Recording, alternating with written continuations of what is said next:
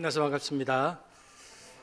네, 제가 이제 두 가지의 말씀을 드리고 말씀을 전하려고 하는데, 오늘 저녁에 제가 좀 기대되는 밤이 조금 전에 이제 설교를 하려고 준비를 하다가 보니까 제가 준비해 온 그 노트북이 이제 깨져 있는 것을 발견했습니다. 그래서 목사님께서 급하게 이렇게 세팅을 해주셨는데, 그때 제가 잠깐 드는 생각이, 하나님께서 제대로 은혜를 주시려고 하는구나. 첫 번째 생각. 두 번째는 이제 제가 개인적으로는 강대상에서 잘 울지 않는 목사인데, 왠지 모르지만 여러분이 찬양하는 모습, 기도하는 모습을 보면서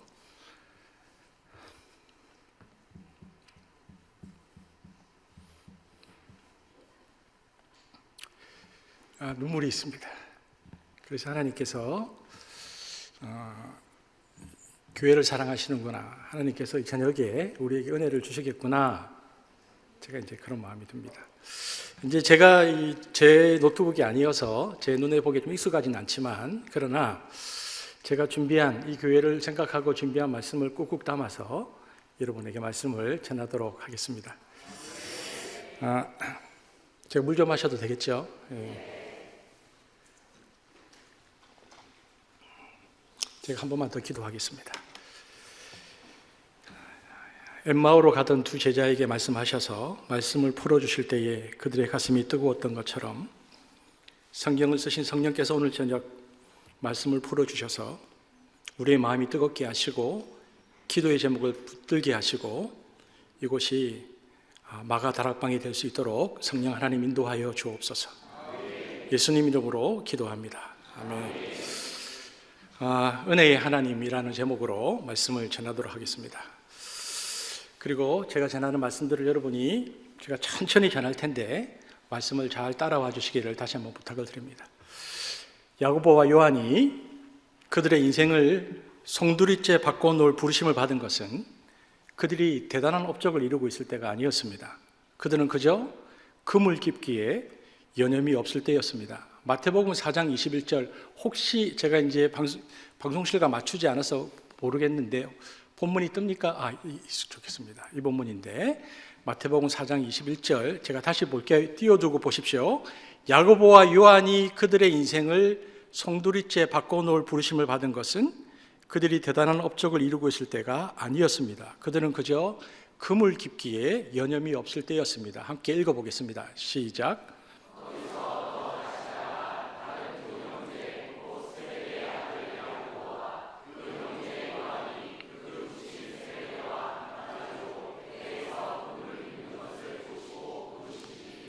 여러분 상상을 해보십시오. 배는 얕은 물 위에서 출렁거리고 그들은 아버지와 함께 일상적인 잡담을 나누며 해진 그물을 손질하고 있었을 것입니다.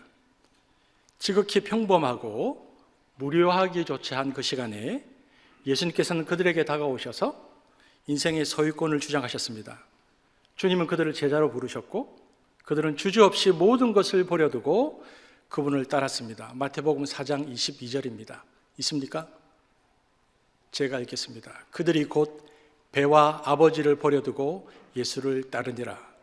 여러분, 그런데 이 평범한 바닷가의 장면을 훗날 나이가 많이 든 사도 베드로가 로마에서 고난받는 성도들에게 보낸 편지와 연결해 보면 놀라운 은혜를 우리가 발견하게 되었습니다. 베드로전서 5장 10절 오늘 본문인데, 자, 조금 전에 읽었던 이 본문과 이 본문을 제가 연결시켜 보겠습니다. 베드로전서 5장 10절 읽겠습니다. 시작.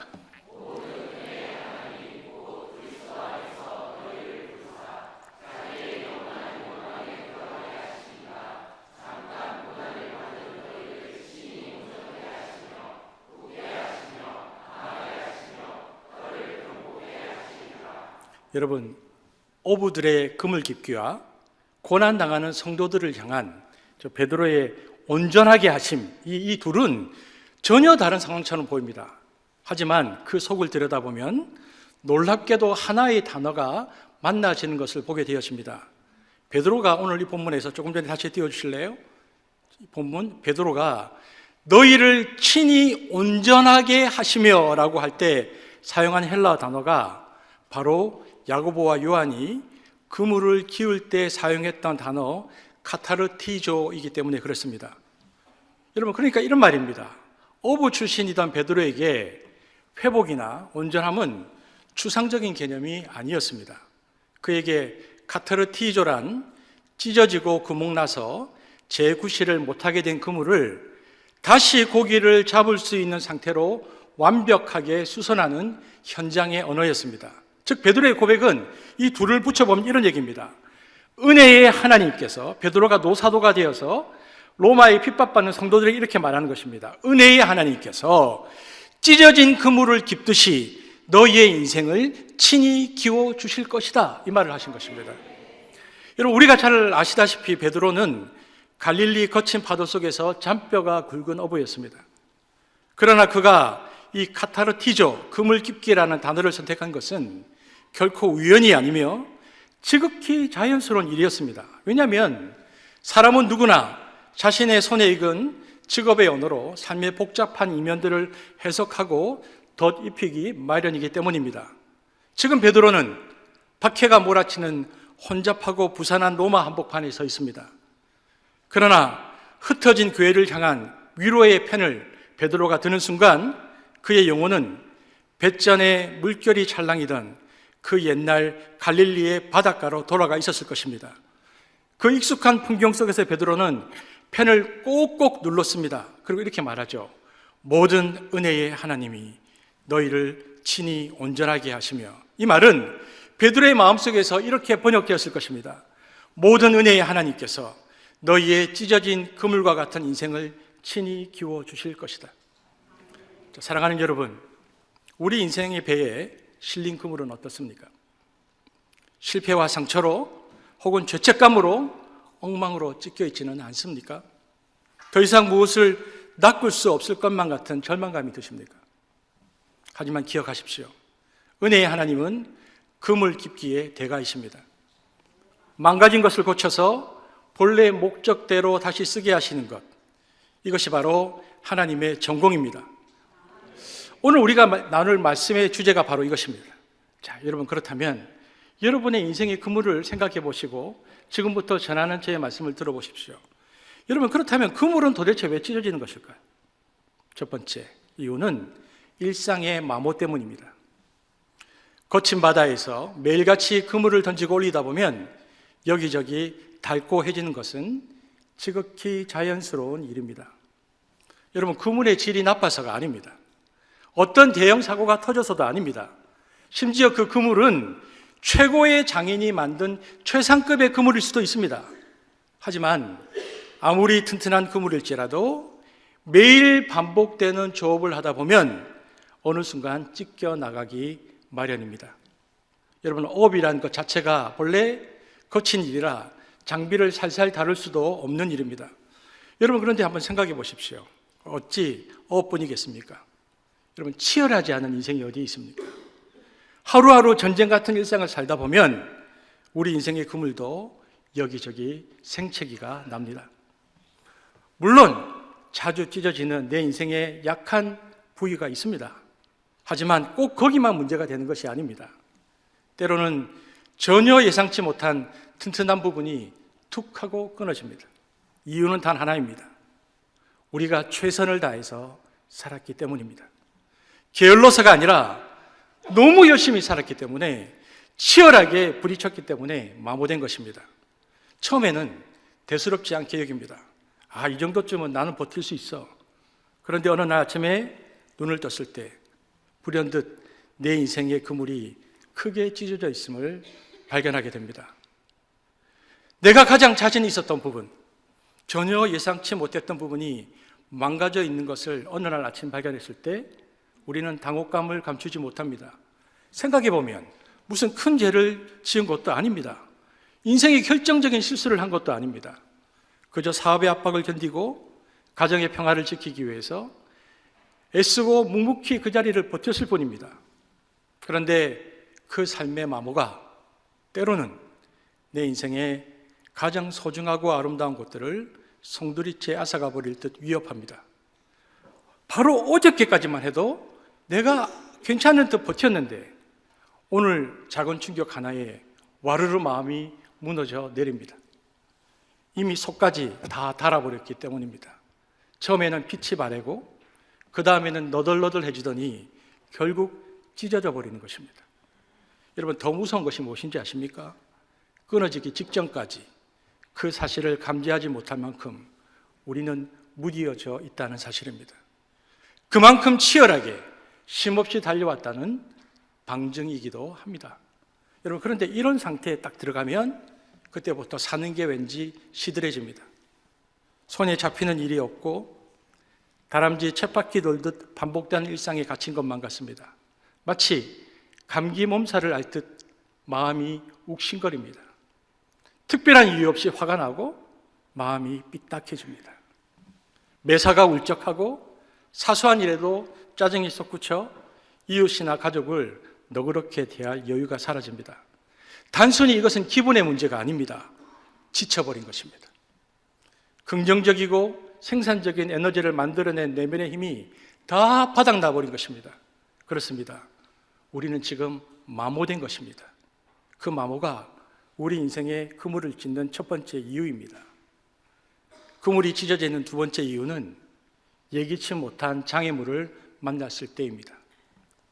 여러분, 잔잔해 보이는 바다지만 그 깊은 물속에는 위험이 도사리고 있습니다. 오래전 침몰한 난파선의 잔해에 날카로운 쇠못이 박혀 있을 수도 있고, 평소에는 해초에 덮여서 부드러워 보였던 암초가 거친 물살에 씻겨서 달섬 모서리를 드러내고 있을 수도 있습니다. 아무것도 모른 채 똑같이 그물을 던졌다가 끌어올리는 순간 그 장애물에 걸려서 팽팽하게 당겨지다 결국 찢겨나가고 마는 것입니다. 거대한 구멍이 뚫어지는 것입니다. 여러분, 우리 인생에도 바로 이런 일들이 일어납니다. 어저께만 해도 내 인생의 바다는 평온했습니다. 그런데 갑자기 숨어있던 암초가 내 인생의 배를 들이받아 버립니다. 숨겨져 있던 충격적인 진실이 드러나서 내 삶이 요동치기도 하고 도저히 감당할 수 없는 갑작스러운 슬픔이 파도처럼 덮쳐오기도 합니다. 예고 없이 찾아온 사고로 사랑하는 가족을 먼저 떠나보내고 그 뻥 뚫린 빈자리를 보며 망연자실해 있는 가족들의 눈물들을 저는 종종 보게 되어집니다. 혹은 평생에 바쳐서 일꾼 사업이 외부의 충격으로 한순간에 무너져 내리기도 합니다. 여러분, 그런데 너무 마음 아픈 것은 이런 장애물은 관계라는 이름으로 찾아오기도 합니다. 목숨보다 소중했던 우정이 깨지거나 세상의 전부라 믿었던 사랑이 무너져 내릴 때가 있습니다. 진실이라고 지금까지 믿어왔던 관계가 거짓으로 판명나는 순간 우리 영혼의 그물은 비명을 지르며 찢겨져 나갑니다. 그때 우리 마음 깊은 곳에서 소리가 들려옵니다. 툭 하고 그물이 끊어지는 소리입니다. 이렇게 되고 나면 믿음도 깨지고 하나님은 그저 이름뿐인 존재처럼 느껴집니다. 우리가 그토록 소중한 가치라고 여겼던 사랑이니 우정이니 신뢰니 하는 말들은 얄팍하기 짝이 없는 궤변처럼 나에게 들릴 뿐입니다. 여러분, 사람에 대한 믿음이 무너지면 하나님에 대한 믿음에도 짙은 그림자가 드리우기 마련입니다.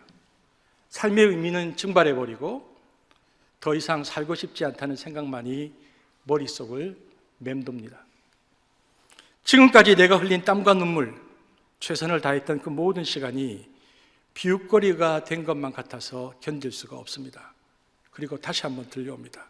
툭. 끊어진 그물, 끊어진 마음.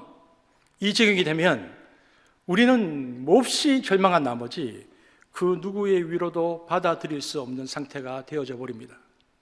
마치 메마르고 텅 빈 우물이 되어버린 것 같은 느낌이 듭니다.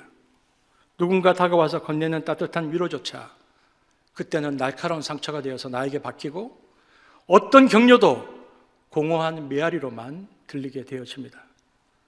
그저 캄캄한 동굴 속으로 들어가서 홀로 웅크리고 앉아있고 싶을 뿐입니다. 여러분, 이것이 내 인생의 그물이 찢어지는 두 번째 이유입니다. 성경을 읽다 보면 그물이 찢어지는 세 번째 경우가 등장합니다. 그런데 세 번째 경우는 매우 독특합니다. 누가복음 5장을 보면 제자들이 밤새도록 수고했지만 빈 그물만 씻고 있었는데 주님이 찾아오십니다. 그리고 주님이 그들에게 말씀하십니다. 깊은 데로 가서 그물을 던져라 말씀하셨고, 그들이 순종하여 그물을 내리자 놀라운 일이 벌어졌습니다. 고기가 잡힌 것이 심이 많아 그물이 찢어질 지경이 되었다. 성경이 말합니다. 누가복음 5장 6절 말씀 한번 읽어볼까요? 시작.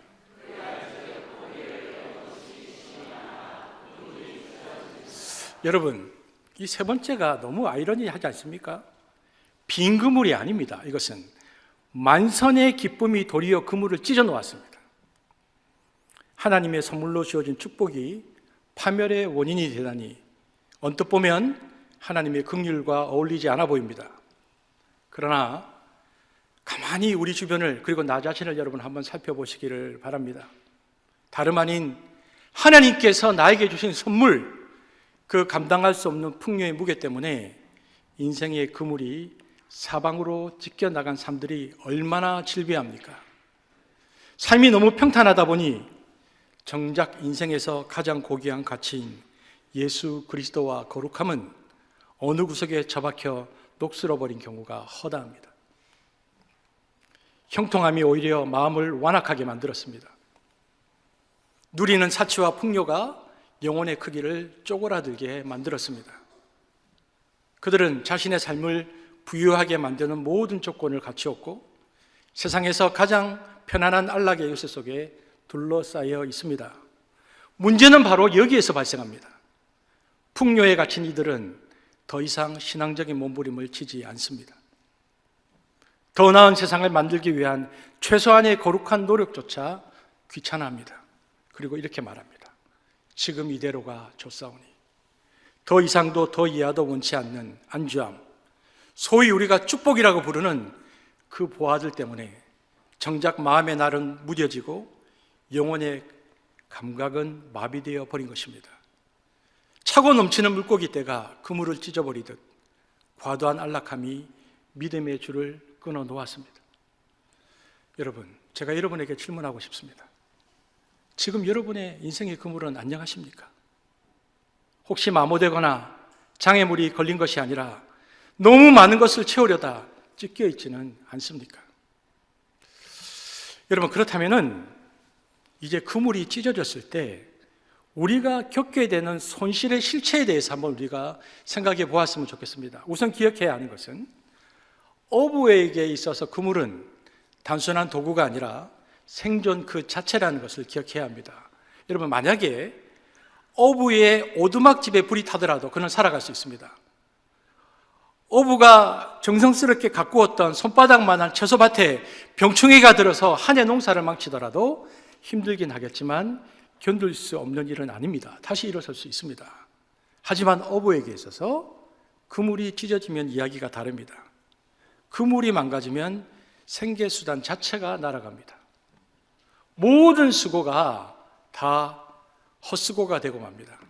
다른 배들은 돛을 올리고 만선의 꿈을 꾸며 바다로 나아가는데 그물이 찢어진 어부의 배는 폭우에 묶인 채 처량하게 흔들거릴 뿐입니다.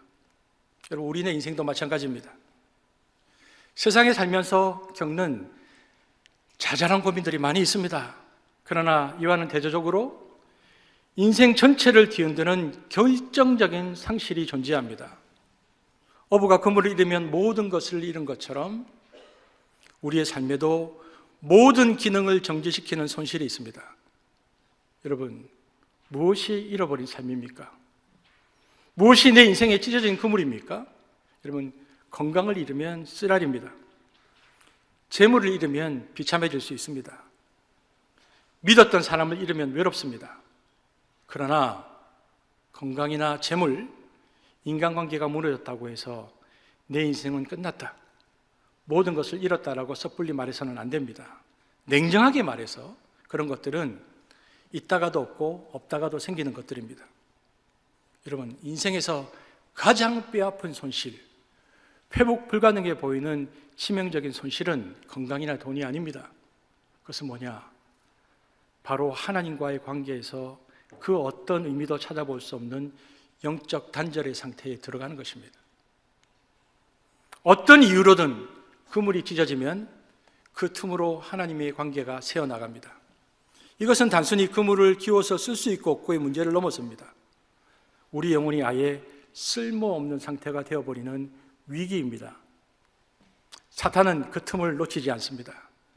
그물이 찢어져서 망연자실해 있는 그 시간, 사탄은 의심과 두려움 그리고 트라우마라는 독을 사용해서 우리를 완전히 마비시켜 버립니다. 그리고 우리에게 이렇게 말합니다. 너는 끝났어. 하나님은 널 버렸어. 너는 다시 회복할 수 없어.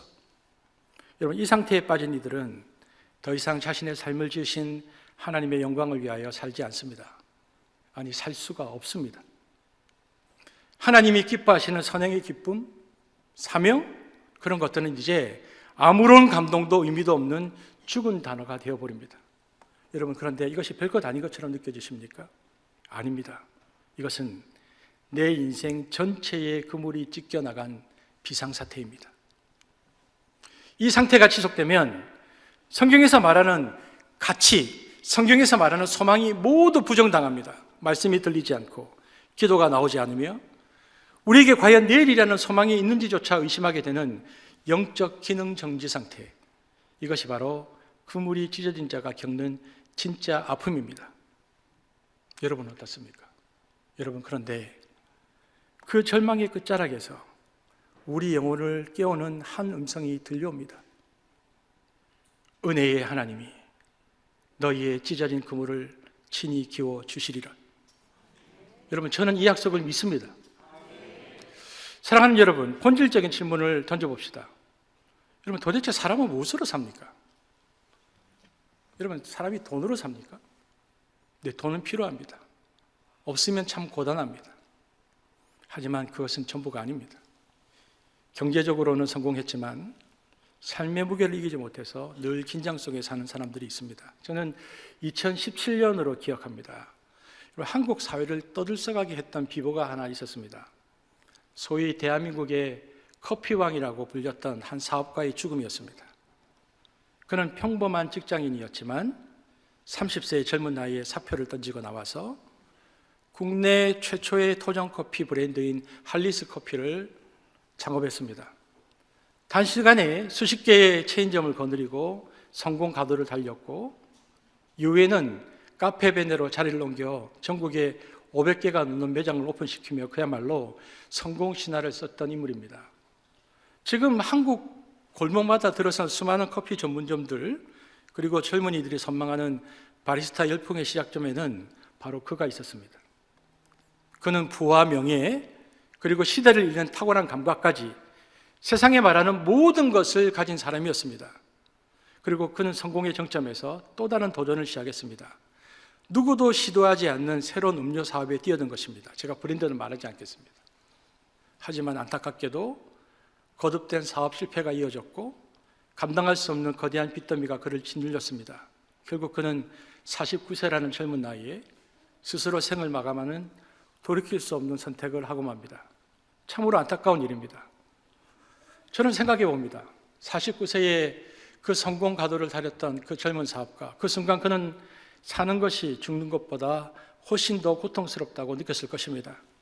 여러분, 심리학자들은 이 상태를 뭐라고 말하냐 하면 터널 비전, 터널 증후군이라고 말하는데, 마치 캄캄한 터널 속에 갇힌 것처럼 시야가 좁아져서 유일한 탈출구는 죽음뿐이라는 극단적인 생각에 갇히는 것입니다. 생각해 보면 사실 그 터널은 끝이 있고 지나가는 과정일 뿐인데, 불행히도 그 찰나의 어둠을 그는 견디지 못한 것입니다. 여러분 보십시오. 그는 최고의 성공을 맛보았고 엄청난 돈을 벌어보았으며 업계의 왕이라는 명예까지 얻었습니다. 하지만 그 성공의 그물이 찢어지고 돈의 그물이 찢어지는 순간 그는 자신의 존재 이유마저 잃어버리고 말았습니다. 여러분, 이것은 우리에게 인정하고 싶지 않은 진실을 말해줍니다. 무엇입니까? 돈이 우리를 살게 하는 근본적인 힘이 아니라는 사실을 말해줍니다. 돈은 불편을 해결해 줄 수는 있어도 불안을 해결해 줄 수는 없습니다. 삶을 조금 더 편리하게 만들 수는 있어도 영혼을 평안하게 만드는 것은 결코 돈의 영역이 아닙니다. 그것들이 사라질 때 삶도 함께 무너진다면 그것은 결코 생명의 근원이 될 수 없는 것입니다. 여러분, 그렇다면 돈이 아니라면 사람은 무엇으로 삽니까? 여러분, 건강으로 삽니까? 근데 건강이 있어야 살 수 있습니다. 하지만 건강은 우리에게 달릴 수 있는 힘을 줄 뿐 어디로 가야 할지를 알려주지는 않습니다. 여러분, 주위를 둘러보면 넘치는 체력과 강인한 신체를 가졌음에도 삶의 방향을 잃고 방황하는 이들이 얼마나 많습니까? 몸은 철인처럼 단단하지만 마음은 갈 곳을 몰라서 공허하게 시달리는 사람들입니다. 여러분, 몸이 건강하다고 해서 인생의 외로움과 허무함까지 이겨낼 수 있는 것은 아니기 때문입니다. 그런데 반면 이런 사람도 있습니다. 제가 누구를 말하는지 잘 들어보십시오. 태어날 때부터 뇌성마비를 앓아서 제 힘으로는 몸 한 번 제대로 가누지 못하는 여인이 있었습니다. 그녀는 자기가 하고 싶은 단어 하나를 입 밖으로 내뱉기 위해서 30초 아니 1분 가까이 온몸을 뒤틀어야 합니다. 얼굴의 모든 근육이 일그러지고 입술을 한없이 떤 후에야 겨우 아주 힘겹게 한마디를 토해냅니다. 사랑해요. 그녀의 육신은 무너져 있었지만 그녀의 영혼은 누구보다 건강했습니다. 그녀는 평생 감사와 찬송의 시를 쓰며 나는 행복하다라고 고백했습니다.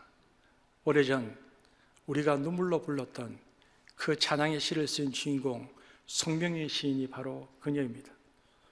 여러분, 80년대, 90년대 한창 우리가 많이 불렀던 찬양의 가사 기억나십니까? 나라는 찬양 여러분 기억하세요? 제가 읽어드리겠습니다.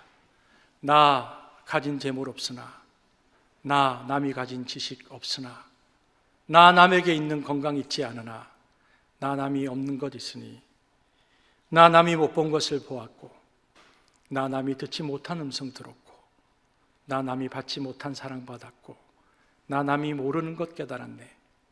공평하신 하나님이 나 남이 가진 것 나 없지만 공평하신 하나님이 나 남이 없는 것 갖게 하셨네.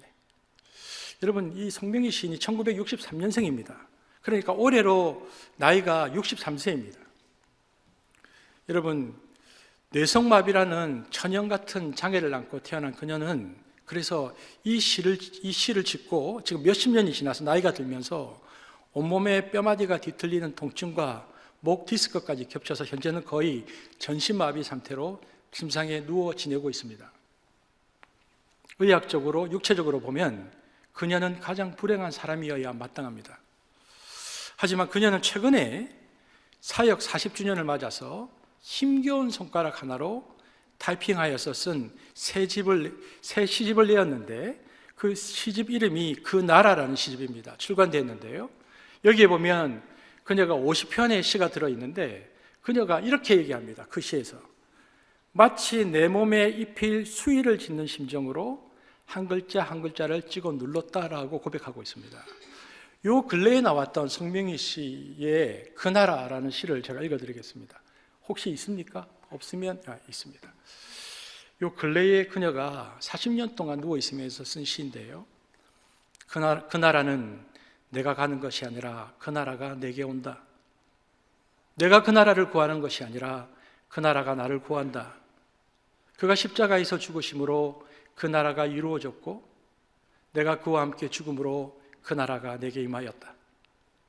그 죽음으로 그 나라 살아서 내가 그 나라 안에 들어가 살아났다. 그는 그 나라로 오셨고 나는 그 나라 되었다.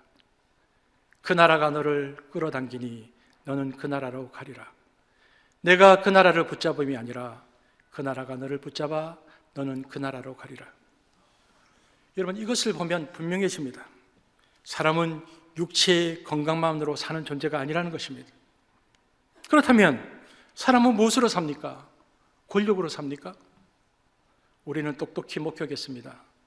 이 나라 최고의 권력을 손에 쥐고 말 한마디면 세상을 다 가진 것처럼 호령하는 이들이 하루아침에 얼마나 처참하게 무너져 내렸는지를 온 국민이 지켜보는 앞에서, 아니 전 세계가 지켜보는 앞에서 권력을 가진 자들이 그들의 견고한 모래성이 무너진 것들을 우리는 역사 속에서 수많이 보았습니다. 여러분, 권력은 우리를 지켜주는 산성이 아닙니다. 그러므로 사람은 권력으로 살지 않습니다. 그러면 사람은 무엇으로 삽니까? 명예로 삽니까? 성공한 업적으로 삽니까? 아닙니다. 사람들의 박수갈채는 안개와 같고 화려한 업적도 시간이 지나면 빛바랜 훈장에 불과합니다. 그런 것들이 우리 영혼의 깊은 허기를 결코 채워줄 수가 없습니다. 사람은 명예로 살지 않습니다. 그렇다면 도대체 사람은 무엇으로 삽니까? 정답은 단 하나입니다. 사람은 하나님의 은혜로 삽니다. 온 세상을 한 손에 다 움켜쥐었다 하더라도 단 한 가지 하나님의 은혜가 빠져 있다면 그것은 잠시 후 사라질 흙먼지에 불과합니다. 오히려 그토록 많이 가진 것들이 그를 더 깊은 불행과 공허의 늪으로 밀어넣을 뿐입니다. 하지만 비록 가진 것이 아무것도 없어도 빈손이고 병들었고 세상이 보기에 초라해 보여도 단 한 가지 하나님의 은혜를 소유한 자는 다릅니다. 그는 찢어진 그물을 들고도 행복해할 수 있습니다.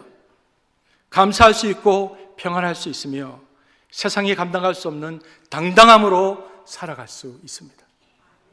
그러므로 여러분, 사람이 사는 동안 가장 간절하게, 가장 긴급하게, 가장 우선적으로 구해야 할 것은 돈이 아닙니다. 권력이 아닙니다. 건강이 아닙니다. 자식의 출세나 나의 명예가 아닙니다. 우리가 숨쉬는 매 순간 가장 처절하고도 시급하게 구해야 할 단 하나는 바로 하나님의 은혜입니다. 오직 그 은혜만이 찢어진 우리를 다시 온전하게 키워주시기 때문입니다. 저는 군복무 시절에 손을 다쳐서 지금도 상처가 있는데 마취 없이 상처를 꿰맨 적이 있습니다. 너무 급해서 군대에서. 생사를 바늘로 찌르고 실로 당길 때의 그 통증은 지금 생각해도 정말 끔찍했습니다. 그때는 너무 아팠습니다. 하지만 그 아픔을 견디고 꿰매었기 때문에 상처는 아물었고 저는 나음을 얻었습니다. 여러분, 우리 인생의 치유도 똑같습니다. 단순히 자식 문제가 아닙니다. 단순히 돈 문제가 아닙니다. 단순히 건강 문제가 해결되는 차원이 아닙니다. 지금 나는 자식 문제, 돈 문제, 건강 문제 때문에 아프고 힘들다고 생각할 수 있습니다. 때로는 그런 것들이 우리 인생의 상처가 된다는 것 같고 그런 것들이 둔탁한 그런 것들의 고통과 힘듦이 둔탁한 통증이 되어서 내 가슴을 짓누를 때가 있습니다. 그리고 그때는 하나님이 원망스럽게 느껴질 만큼 아플 수도 있습니다. 그러나 여러분, 내가 내 인생의 그 아픔과 고통과 힘듦의 시간을 지나고 있을 때도 여러분 믿으셔야 할 것이 있습니다. 그것은 방치가 아니라 수술 중이라는 신호입니다. 하나님께서 지금 우리를 꿰매고 계시는 것입니다. 지금 주님이 나의 찢어진 삶을 붙들고 친히 바늘을 들어 내 인생을 깃고 계신다는 것을 믿음으로 고백해내야 합니다. 아프지만 그러나 치유가 시작되고 있는 것입니다. 여러분, 성경에 보면 예수님은 멀리서 주무시기만 하시는 분이 아닙니다. 예수님은 찢겨진 나의 삶 한가운데로 들어오셔서 당신만이 줄 수 있는 위로와 격려로 우리를 안아주십니다. 자기 아들을 아끼지 않고 내어주신 그 긍휼과 사랑으로 우리를 결코 포기하지 않으시고 끝까지 카타르티조, 온전하게 회복하신다는 것을 우리가 믿어야 한다는 것입니다. 여러분, 저는 제 얘기를 하면 저는 제 인생의 그물을 끼워주시는 하나님을 수도 없이 경험했습니다. 제가 사랑이 굶주려서 비틀거릴 때 주님은 차갑게 저에게 말씀으로 국복이라라고 훈계하지 않으셨습니다. 대신 따뜻한 밥 한 끼와 환대를 베푸는 가정을 보내주셔서 제 빈 마음을 채워주셨습니다. 제가 교회로부터 받은 상처로 인해서 깊은 좌절에 빠져 있을 때 주님은 건강하고 좋은 교회를 만나게 하셔서 다시 꿈꾸게 하시고 교육자 길을 걷게 하셨습니다. 사람에게 배신당해서 마음의 문을 닫았을 때 진실한 사람을 보내서 다시 사람을 신뢰하게 하셨습니다. 하나님은 정확하게 저의 찢어진 부분을 알고 계셨고 그때마다 가장 알맞은 방법으로 제 인생의 그물을 끼워주셨습니다. 사실 그물이 찢어질 때 우리가 겪는 영적인 불감증, 하나님과의 관계가 단절되는 아픔도 크지만 생각해 보면 진짜 안타까움은 따로 있습니다. 그것은 바로 내 인생의 그물이 찢어지면 내 삶의 사방에 널려있는 풍어, 그러니까 만선의 기회를 놓치게 된다는 것입니다. 여러분 기억하십시오. 푸른 물속에는 물고기가 가득합니다.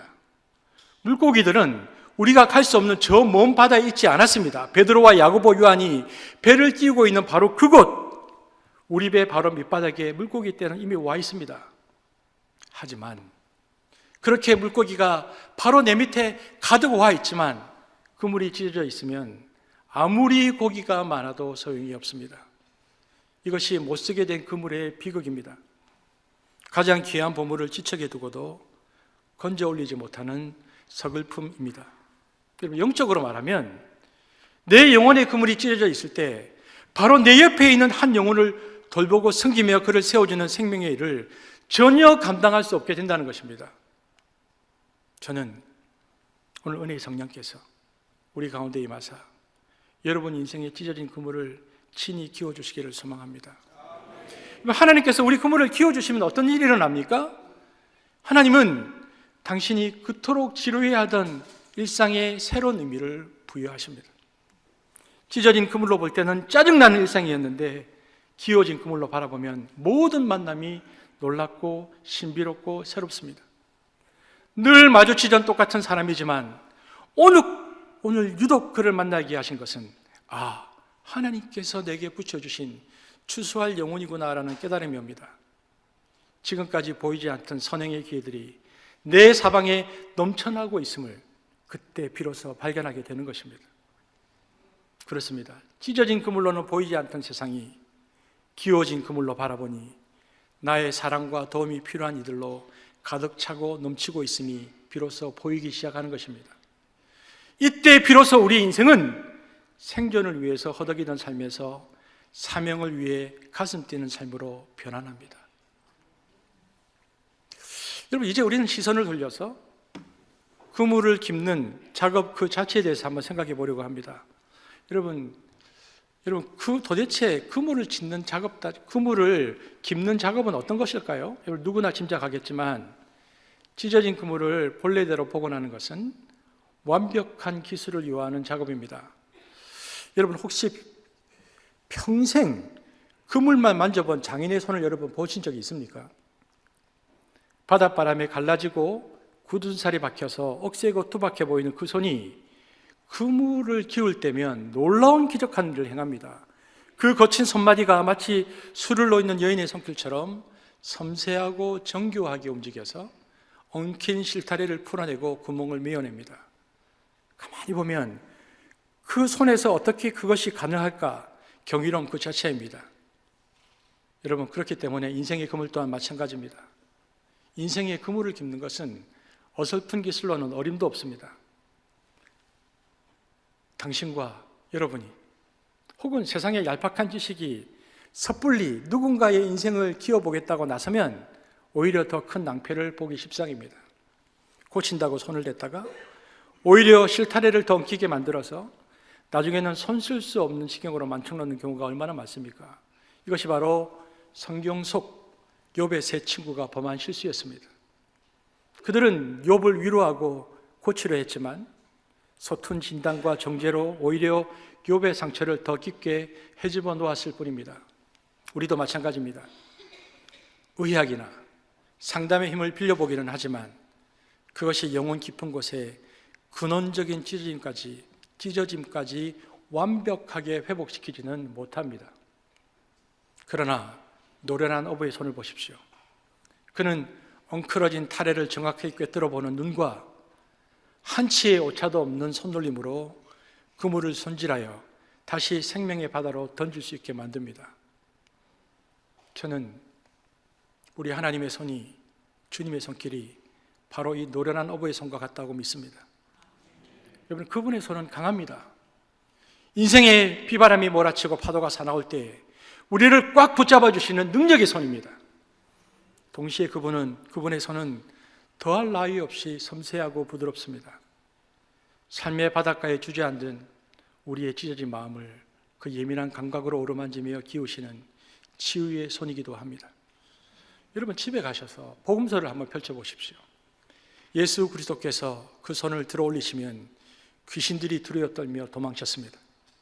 폭풍도 잠잠해졌습니다. 그러나 그 동일한 손이 상처 입은 영혼들에게 닿을 때는 전혀 다른 기적이 일어났습니다. 그 투박한 손으로 지친 자들을 어루만지시면 그들이 기운을 되찾았습니다. 그 손을 절망한 자들의 머리 위에 얹으시면 희망이 되살아났습니다. 불가항력의 치유를 가진 그 따스한 손이 오그라든 인생들의 닿자 굽은 것이 펴지고 찢어진 것이 아물었습니다. 이것이 바로 그리스도께서 이 땅에서 보여주신 카타르티조, 온전하게 하심의 사역이었습니다. 주님은 우리의 체질을 아십니다. 우리가 단지 먼지와 같은 연약한 존재, 진토와 같다는 것을 너무나 잘 알고 계십니다. 그렇기 때문에 오직 그분만이 우리 인생의 찢어진 그물을 완벽하게 온전케 하실 수 있습니다. 물론 단 하나의 조건이 있습니다. 우리가 망가진 그물을 들고 그분 앞에 나아가 그분의 손길을 전적으로 신뢰하고 맡길 때 비로소 치유가 시작되어집니다. 저는 오늘 저녁 우리가 그 그물을 가지고 정직하게 하나님 앞에 나아가는 시간이 되어지기를 바랍니다. 여러분, 그런데 그물을 깃는 작업에 있어서 기술 못지않게 더 중요한 것이 있습니다. 무엇일까요? 그것은 바로 인내심입니다. 세상에는 후다닥 서둘러서 해치울 수 있는 일도 많지만 그물 깃기만큼은 절대로 서두를 수 없는 일입니다. 바로 이 지점에서 인류 어부와 엉터리 어부의 결정적인 차이가 드러납니다. 여러분, 인내심 없는 어부는 그저 빨리 끝내고 쉬고 싶은 마음에 찢어진 곳을 대충 묶어놓고는 술집으로 달려가 버립니다. 그러나 진짜 장인은 다릅니다. 그는 그물 깃는 시간 자체를 즐깁니다. 곁에서 지켜보는 사람이 왜 그렇게 느리냐고 안달이 날 정도로 얘기하지만 아주 느긋하게 앉아서 한 땀 한 땀 공을 들이며 깃고 있습니다. 저는 하나님께서 우리 인생을 만지시는 방식이 꼭 이 장인의 손길과 같다고 믿습니다. 하나님은 얼마나 섬세하게 그리고 얼마나 끈질기게 공을 들이시는지 모릅니다. 여러분, 성경을 보십시오. 제가 감사하게도 저희 교회에서 3년에 걸쳐서 80번의 창세기 설교를 얼마 전에 마쳤습니다. 저도 설교를 주일날 1시간 정도 합니다. 근데 80번의 설교를 마쳤는데 그 중에 많은 부분이 아브라함의 인생에 관한 얘기였습니다. 여러분 보십시오. 야곱의 인생, 요셉의 인생. 여러분, 아브라함의 인생, 야곱과 요셉의 인생, 그리고 다윗과 바울의 인생이 왜 그토록 길고 자세하게 성경에 기록되어져 있겠습니까? 그것은 하나님께서 그들의 인생을 단번에 뚝딱 고치지 않으셨다는 증거입니다. 평생에 걸쳐서 찢어지면 다시 깃고 또 기우며 그들을 완성해 가신 하나님의 인내의 기록이 성경의 기록입니다. 여러분, 그 노련한 어부는 고작 사람들의 얄팍한 칭찬이나 듣자고 그물을 손질하는 분이 아닙니다. 그분은 우리를 향한 높고 깊은 생각을 품고 이 작업에 임하십니다. 대충 기어놓은 그물이 결정적인 순간 만선의 축복을 감당하지 못하고 터져버린다는 무용함을 너무나 잘 알고 있기 때문에 그분은 지금도 꼼꼼하게 우리 인생을 키우십니다. 여러분, 기억해야 합니다. 우리 하나님은 저와 여러분이 감히 상상할 수 없는 거대한 계획을 담기 위해서 지금 이 순간도 우리의 그물을 깃고 계십니다. 그래서 그분은 모든 것이 빨리빨리 돌아가야 된다고 생각하는 이 초고속 통신의 시대에 마치 시대에 뒤떨어진 분처럼 보일 만큼 느긋한 자태로 여름날 내내 우리의 인생을 붙들고 씨름하십니다. 여러분, 그런데 하나님의 그 느림은 게으름이 아닙니다. 우리가 마침내 하나님을 찬양하는 백성, 온전한 하나님의 사람으로 거듭날 때까지 결코 포기하지 않으시겠다는 집요한 사랑입니다. 독생자 예수 그리스도를 내어주시기까지 한 그 사랑이기에 그분은 우리가 온전해질 때까지 결코 지치지 않고 당신의 본분을 다하실 것입니다. 저는 그래서 하나님을 찬양합니다. 하나님이 우리 한 사람 한 사람을 기어이 그렇게 아름다운 작품으로 완성할 것을 믿기 때문입니다. 여러분, 제가 여러분의 스토리를 잘 모릅니다. 그러나 여러분이 처음 이 교회에 왔을 때 여러분은 어떤 마음으로 이 교회에 오셨습니까? 그때 여러분의 심령은 어떠하셨습니까? 세상 풍파에 찢기고 너덜너덜해져 그때 이 교회를 찾지는 혹시 않으셨습니까? 그런데 이 금요일 저녁 여러분이 지금 이곳에 모이셨단 말입니다. 이것은 무엇을 말해줍니까? 그런데 지금 주님의 은혜로 그 상처들이 얼마나 온전히 기워지고 단단해졌는지 그것은 바로 여러분이 이 자리에 앉은 그 시간들이 증명하고 있습니다. 우리는 기억하지 못하고 인식하지 못하지만 하나님께서 그 세월 동안 우리 인생을 키워내고 계셨던 것입니다. 그리고 마침내 오늘 저녁 내가 하나님께 기도하러 가야 되겠다는 기도를 선택하는 사람으로 만드셨다는 사실입니다. 여러분, 제가 이 본문 속에서 찾는 또 하나의 메시지는, 근데 이 그물 깊기는 생각해 보면 그 깊기로 희망을 담고 있는 작업이라는 것을 우리가 생각해야 합니다. 생각해 보십시오.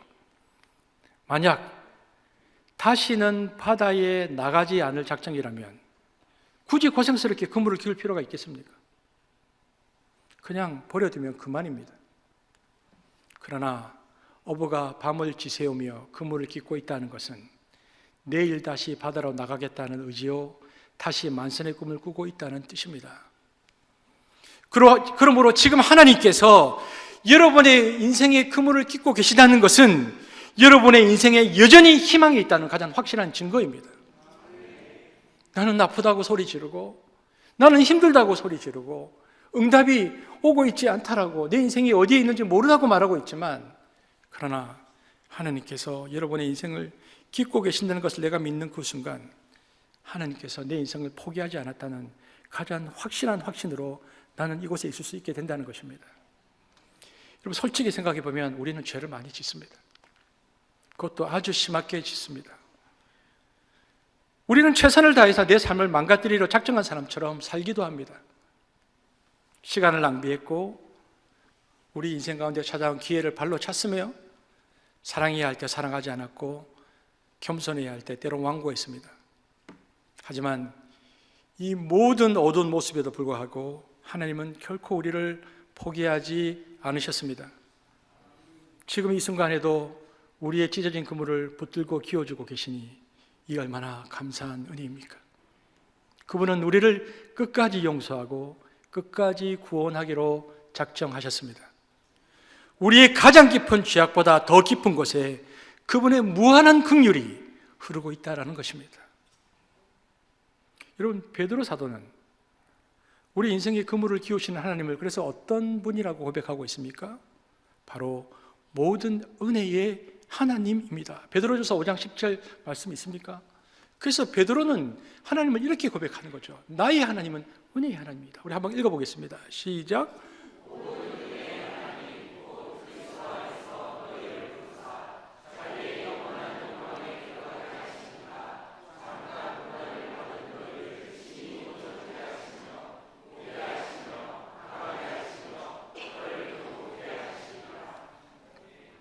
사랑하는 여러분, 여러분에게 제가 다시 묻습니다. 사람은 무엇으로 삽니까? 사람은 하나님의 은혜로 삽니다. 그러므로 제가 여러분께 호소합니다. 지금 여러분이 가장 절실하게, 가장 시급하게, 최우선적으로 오늘 저녁 구해야 할 것은 하나님의 은혜입니다. 여러분, 오늘 제가 아까 여러분 찬양하고 기도하는 모습을 보았는데요, 너무 부러울 만큼 여러분의 찬양과 기도가 뜨겁습니다. 그런데 모든 분들이 기도가 잘 되는 건 아니겠죠. 여러분, 요즘 여러분의 기도는 어떻습니까? 여러분, 기도가 막혀 있습니까? 기도가 막히십니까? 내가 30분을 기도해야 되겠다라고 마음 먹고 앉았는데 5분만 지나면 할 말이 다 떨어져서 입이 안 떨어지십니까? 그래서 옆 사람은 열심히 기도하는 것 같은데 나는 여기서 지금 뭘 하고 있나 이런 생각이 들지는 않습니까? 여러분, 괜찮습니다. 유창한 미사 여구가 필요한 것이 아닙니다.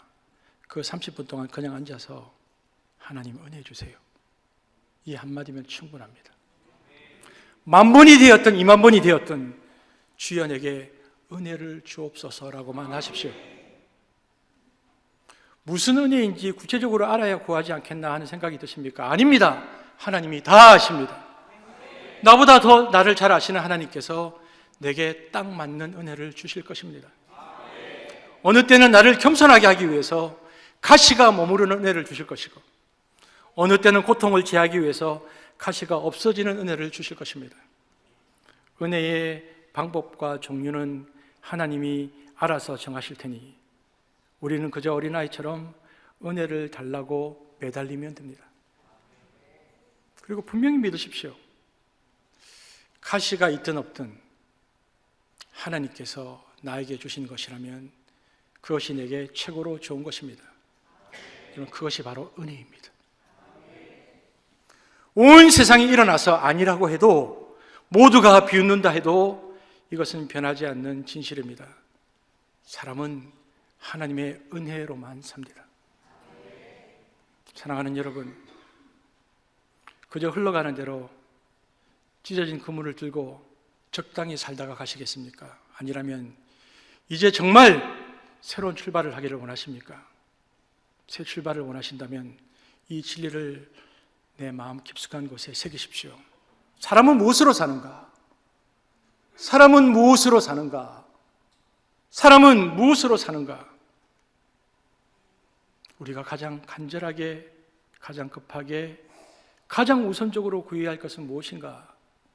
은혜입니다. 하나님의 은혜입니다. 사람은 그물을 기우시는 하나님의 은혜로 삽니다. 그러므로 사랑하는 성도 여러분, 이곳에 단 1분을 머물더라도 부디 하나님의 은혜를 구하십시오. 그 은혜가 여러분을 살게 할 것입니다.